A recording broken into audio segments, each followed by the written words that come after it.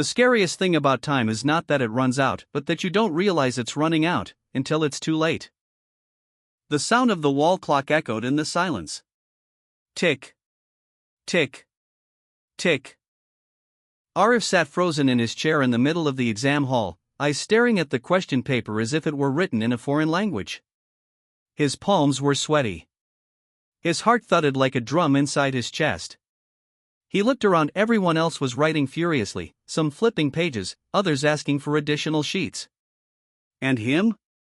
Just one question answered. Barely. 15 minutes remaining, the invigilator called out. 15 minutes. The words felt like a death sentence.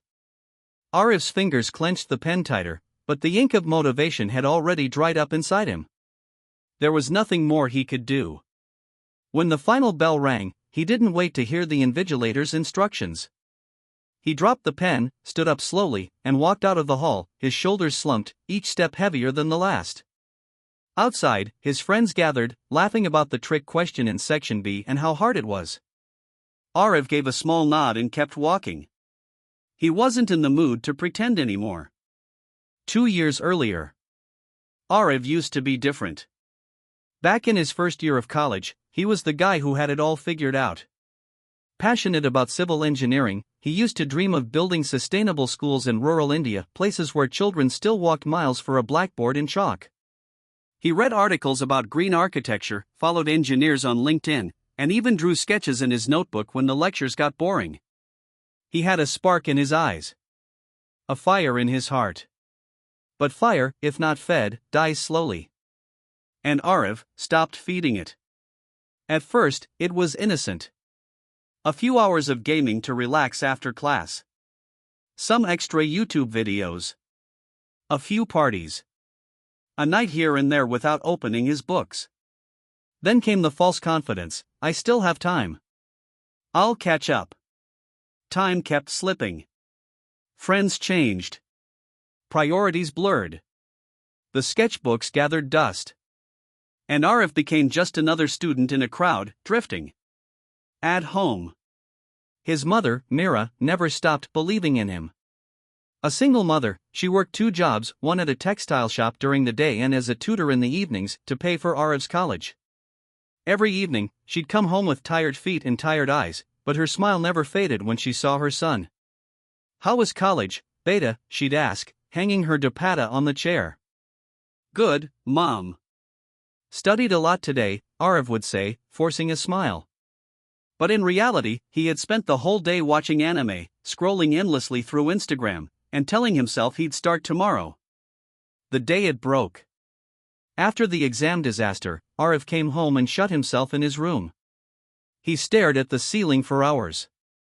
His mind raced, not with answers, but with guilt. Shame. Anger at himself. He remembered the times his mother had walked to work just to save bus fare. The way she stitched his clothes at night when he needed a new uniform. And what had he done with all her sacrifices? Wasted them. Tears filled his eyes. And for the first time in a long time, Aarav felt truly lost. But sometimes, when you hit rock bottom, that's when you finally find the ground you need to push back up. The turning point. The next morning, something changed. He woke up early, before the sun.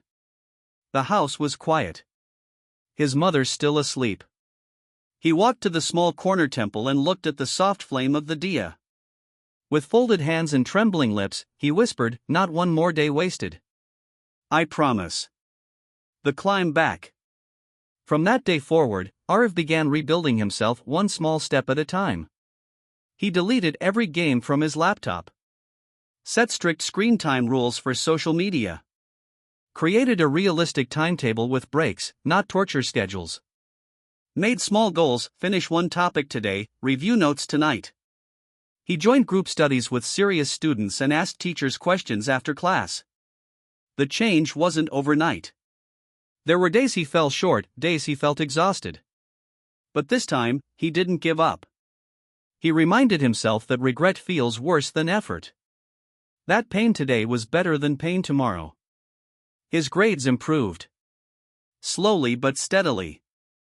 Confidence returned. A note from the past. One evening, he found a crumpled sheet tucked into the side of his bookshelf. It was the old exam paper he had failed. His mother must have picked it up when cleaning. She had written a note on the side, in her simple handwriting.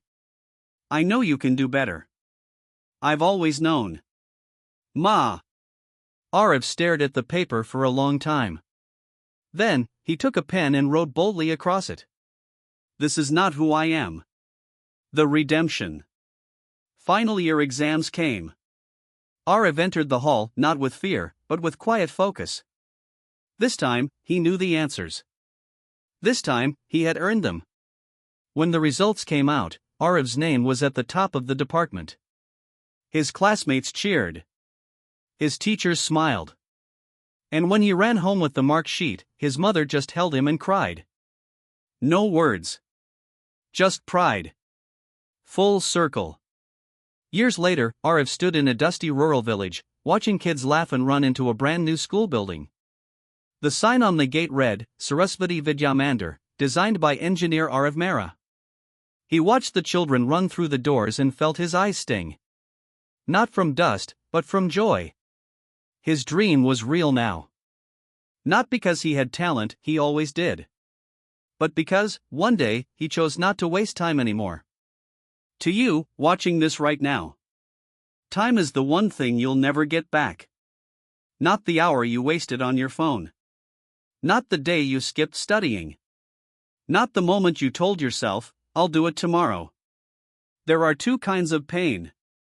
The pain of discipline. And the pain of regret. Only one leads to a future you're proud of. So take that first step. It doesn't matter how small. Just don't stand still. Because the future you is counting on the you that's watching this video right now. Don't waste your time. Make the most of it. And make yourself proud.